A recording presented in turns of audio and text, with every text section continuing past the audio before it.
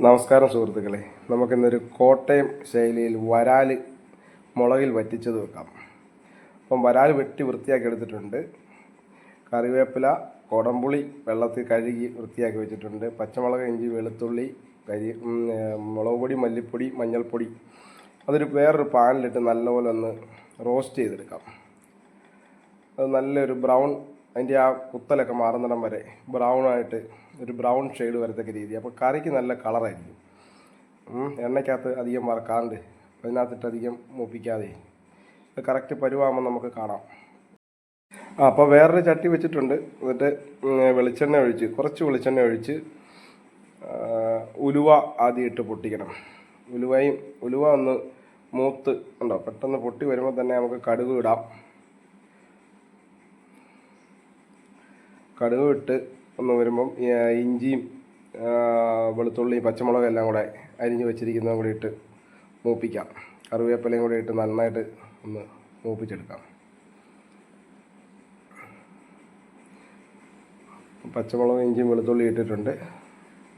അതിന് ശേഷം കറിവേപ്പില ഇട്ട് ഒന്ന് മൂത്ത് വരുമ്പോഴത്തേക്കും നമുക്ക് റെഡിയാക്കി വെച്ചിരിക്കുന്ന ആ മസാല, മുളക് പൊടിയും മല്ലിപ്പൊടിയും മഞ്ഞൾപ്പൊടിയും കൂടെ, ഇത് ഏകദേശം ഒരു 1.25 കിലോ ഉണ്ട് വരാലേ. അപ്പോൾ അതിന് വേണ്ട പരുവത്തിനുള്ള അവനവൻ്റെ ഇതനുസരിച്ച് എടുക്കുക. എരിവ് കൂടുതലുള്ളവർക്ക് ഒരു 3 ടേബിൾ സ്പൂൺ മുളക് പൊടി, ഒരു 1.5 ടേബിൾ സ്പൂൺ മല്ലിപ്പൊടി, ഒരു 1/2 ടീസ്പൂൺ മഞ്ഞൾപ്പൊടിയൊക്കെ എടുക്കാം ഇതിൻ്റെ പരുവത്തിന്. അത് റെഡി ആയിട്ടുണ്ട്. ഇപ്പോൾ കളറൊക്കെ വേണ്ട, നല്ല ബ്രൗൺ കളർ വന്നിട്ടുണ്ട്. അല്ലാതെ ഇട്ട് കഴിഞ്ഞാൽ ഒരു ലൈറ്റ് റെഡായിരിക്കും. ഇതാകുമ്പോഴത്തേക്കും കറി നല്ല ഡീപ്പായിട്ട് ബ്രൗണിലിരിക്കും. അതുകൊണ്ടാണ് ഞാൻ ആദ്യം മുളക് പൊടി, മല്ലിപ്പൊടിയും മഞ്ഞൾപ്പൊടിയും സെപ്പറേറ്റ് ഒന്ന് മൂപ്പിച്ചതിൻ്റെ കാര്യം. ഞാൻ ചെയ്യുമ്പോൾ ഇങ്ങനെയാണ് ചെയ്യാറ്. ഇങ്ങനെ ആരും ചെയ്ത് കണ്ടില്ല. അത് കാരണം ഒരു വീഡിയോ എടുത്ത് ഇടാമെന്ന് വിചാരിച്ചു. ഇത് ആ വെള്ളം ഒഴിച്ചുകൊണ്ട് ഇപ്പോൾ നമ്മൾ വറത്തരപ്പിൻ്റെ ഒരു ശൈലിയിലേക്ക് വന്നു. അപ്പോൾ ആ എണ്ണയൊക്കെ ഒന്ന് തെളിഞ്ഞ് വരുമ്പം നമ്മൾ ബാക്കി കുടംപുളി വെച്ച വെള്ളം ഒഴിക്കുന്നു.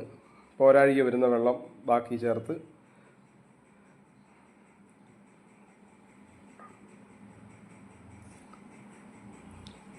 പോരാഴികയുള്ള വെള്ളമേ ബാക്കിയും കൂടി ഒഴിച്ച് തിളച്ച് കഴിയുമ്പോൾ നമുക്ക് മീൻ അതിലേക്ക് ഇടാം. ഉപ്പ് ഇടണം, ഒരു 1.5 ടീസ്പൂൺ ഉപ്പും ചേർക്കണം.